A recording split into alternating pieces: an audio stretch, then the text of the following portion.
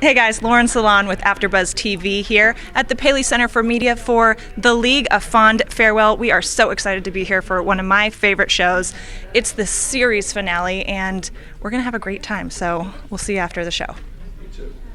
So I loved all of Taco's songs. Like, I think in the pilot we saw the first glimpse of that in the birthday song, was it?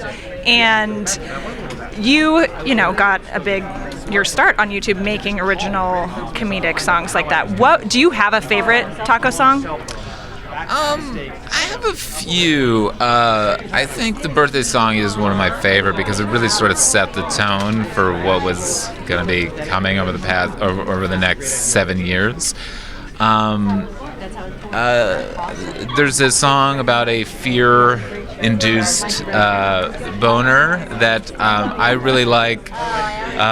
Just melodically and on the guitar, I was like, oh, I'm sad that I sort of like use that as the fear boner song. Because this is genuinely, I could like use this for something.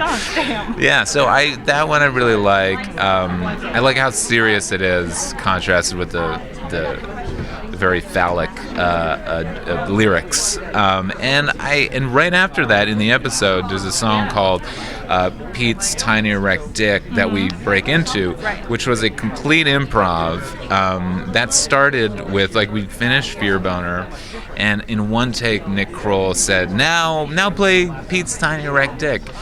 And I looked at Steve and I said, 1, 2, 3, 4. And he got like the first line. He was like, Pete's little tiny wreck dick.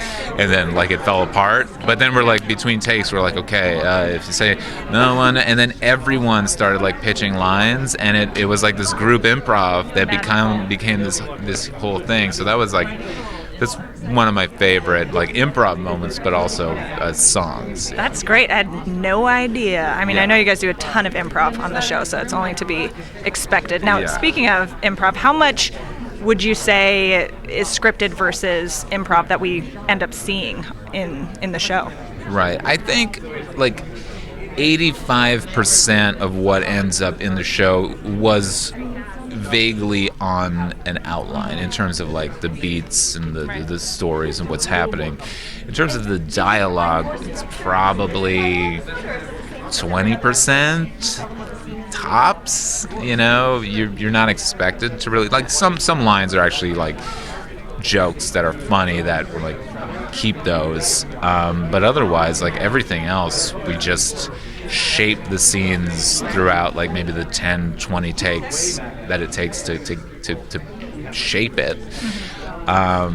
So yeah, I mean, it's insane the amount of freedom that we had to just in those, especially in those early takes, to just kind of riff and like have ideas and like just throw anything out. Sometimes go on tangents that last like 10 minutes that you never see, but it's just like Andre says something dumb and everyone attacks him for like 10 minutes, and in the episode you maybe see one exchange, So I mean, not that much of the dialogue was there, but I don't want to take away from Jeff and Jackie. Like, these stories and everything is like pretty much 85-90% there. Yeah, but when you're working with, I mean, you guys have a team of such accomplished improv actors, so when you've got that in your pocket, you want to use it. And so you mentioned doing various cuts and takes of things.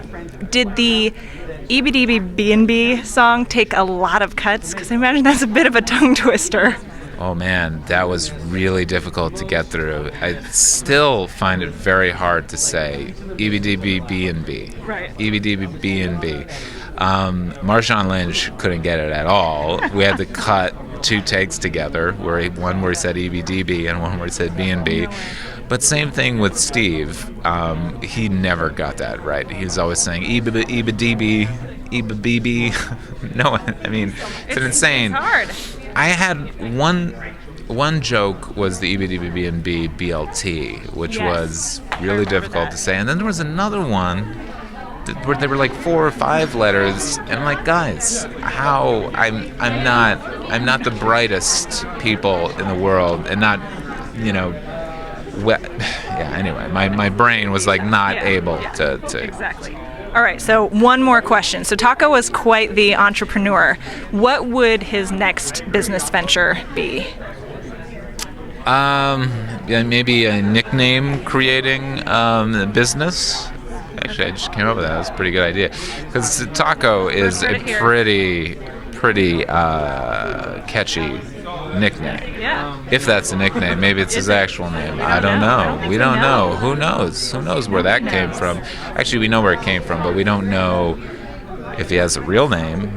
We don't know that. Maybe we will find out. Maybe we won't, though. It's all very confusing. But a nickname creating business app? That'd be a good idea. I think we're on to something. Done. Partners. Well, now I just gave it away to the world, so we're screwed. We got a little time till this is up. Yeah. Cool. All right. Thank you so much, John. Nice meeting you. Have a good night, and Thank you. I'm super excited to see the show.